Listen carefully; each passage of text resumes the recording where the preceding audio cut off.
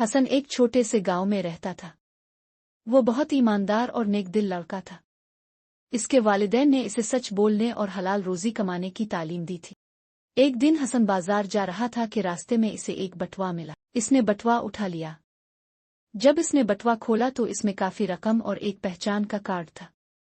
حسن کے دل میں کوئی لالچ نہ آیا، بلکہ اس نے سوچا کہ اسے اصل مالک تک پہنچانا چاہیے۔ حسن بٹوا لے کر گھر ڈھونڈنے نکل پڑا۔ حسن کارڈ پر لکھے پتے پر پہنچا تو دیکھا کہ وہ بوڑھا شخص بیٹھا اپنا بٹوا کھو جانے کا سوگ منا رہا تھا۔ ہائے، اب میں کیا کروں؟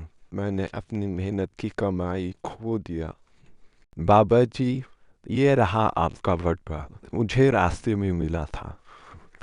بوڑھے شخص نے جیسے ہی بٹوا دیکھا، ان کی آنکھوں میں آنسو آ گئے۔ بہت شکریہ بیٹا، میں بہت پریشان تھا، اللہ تمہیں خوش رکھے۔ حسن جا رہا ہوتا ہے کہ بوڑھا آدمی آواز دیتا ہے۔ بیٹا، جی بابا جی۔ بوڑھا شخص کہتا ہے، بیٹا، یہ کچھ رقم ہے، رکھ لو انعام کے طور پر۔ حسن مسکرا کر کہتا ہے، نہیں بابا جی، میرے والدین نے مجھے سکھایا ہے، ایمانداری سب سے بڑی دولت ہے، میرا انعام اللہ کے پاس ہے۔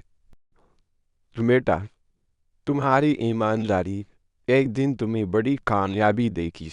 حسن یہ کہہ کر وہاں سے چلا جاتا ہے۔ بوڑھے شخص نے حسن کو ڈھیروں دعائیں دیں۔ وقت گزرتا گیا اور حسن کی شادی بھی ہو چکی تھی، اور حسن کی نیکی اور ایمانداری پورے گاؤں میں مشہور ہو گئی۔ اور ایک دن حسن کو ایک بڑی سی کمپنی میں اچھی نوکری ملی، اور وہ خوشحال زندگی گزارنے لگا اپنے پریوار کے ساتھ۔ یہ کہانی ہمیں سکھاتی ہے کہ ایمانداری کبھی ضائع نہیں جاتی، بلکہ زندگی میں خوشی اور کامیابی کا راستہ ہموار کرتی ہے۔